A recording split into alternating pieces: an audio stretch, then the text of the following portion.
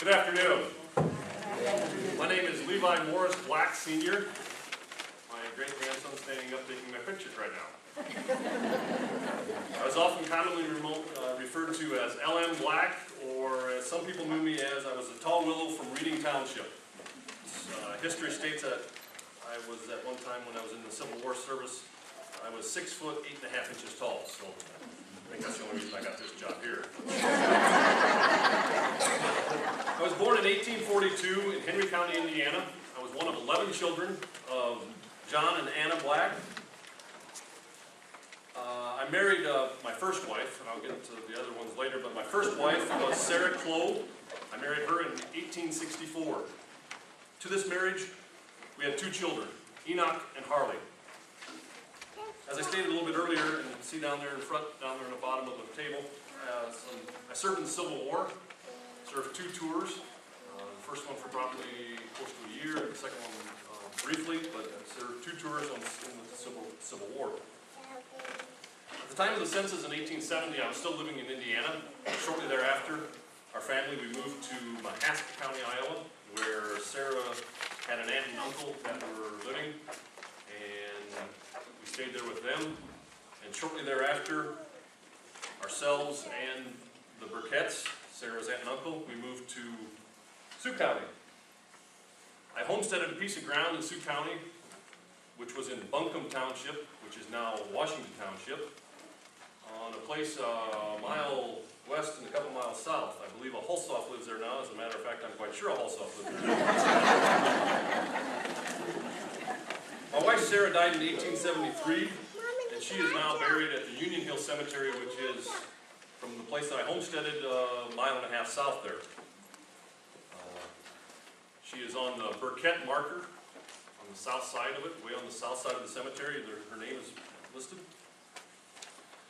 Also, at the same time, when I was after I homesteaded this, I did teach a little bit of school down in the Simi, Iowa area.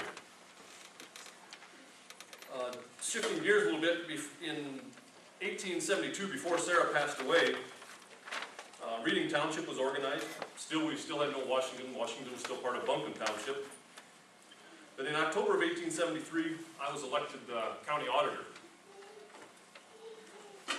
Politics played an important role in those days as well as it does today. But politics, in 1873, when I was elected auditor, this was approximately a year after the quote-unquote Calliope raid, where Orange City thought there was some wrongdoings, and they took the sleigh and got the safe and hauled it back to Orange City. And so I was probably one of the staunchest Republicans in Sioux County, but when I was elected for the auditor, I ran underneath the People's Party, which the People's Party was a party that was formed to kind of maybe right the wrongs of the Calliope raid.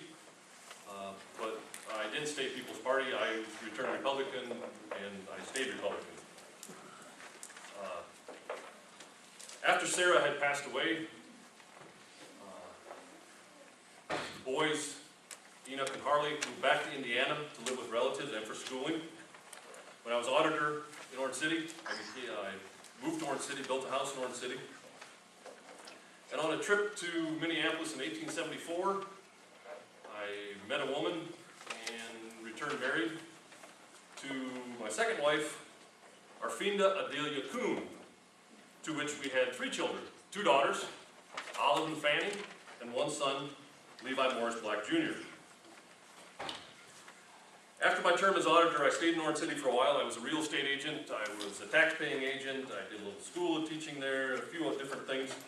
But later we came back to the homestead back here at Ireton, and stayed there permanently, taught a little bit more school, and then we rolled around to 1882. 1882, as many of you know, is when Ireton was really starting to take its roots. There was businesses forming, there was homes being built, and there was talk of the railroad coming. As Mr. Kluter just said, the railroad was very, very important to the town. You know, we had east-west traffic, we could get supplies, we could get merchandise, we could get, and possibly mail. With mail, we needed a post office. Post office was built, and I became Ireton's first postmaster. But back to politics. Politics played an important part in the postmaster job as well. Postmaster at that time was appointed by the President of the United States. I was appointed by Chester Arthur after Grover Cleveland became president. He took my postmastership away. And a year or so later, Benjamin Harrison became president, and then I became postmaster again. So it all had to do with politics. My second wife died in 1904, and my mother, back in Indiana, passed away in 1906. On a return visit to Indiana in 1906 for funeral and burial services of my mother, I re-met in August of 1906, married my third wife, Josephine Paul. She had also had 2 children previous, so our family had become bigger. Just to touch on the Civil War a little bit more, as I said, I served 2 terms.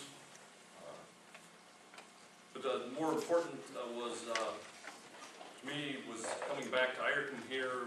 We started the Lance Post of the Grand Army of the Republic, which now everybody refers to as the Legion. I was instrumental in erecting, along with a couple other gentlemen, collecting donations and then getting a grant from the U.S. government to erect the Civil War Monument out here, which is called the Civil War Monument, but is out there to recognize all veterans. The erection of the Civil War Monument was kind of a process that we went through. The base came first. They were supposed to come at the same time. They were hauled, but the base came first, hauled that up to the cemetery by horse and buggy, erected that. We're going to have a dedication service for the monument on Memorial Day. Didn't know if the statue was going to come. The statue did show up. That was hauled up there, and it was kept covered until the unveiling on Memorial Day when it was dedicated. I hope if anybody has any more questions on my life or service to his his great-grandson, Dean Siders, is sitting right back there. There's also 2 great-granddaughters, Jenny Shoemaker and Olive Scott, that live over by Hayward and Alcester. If you have any more questions.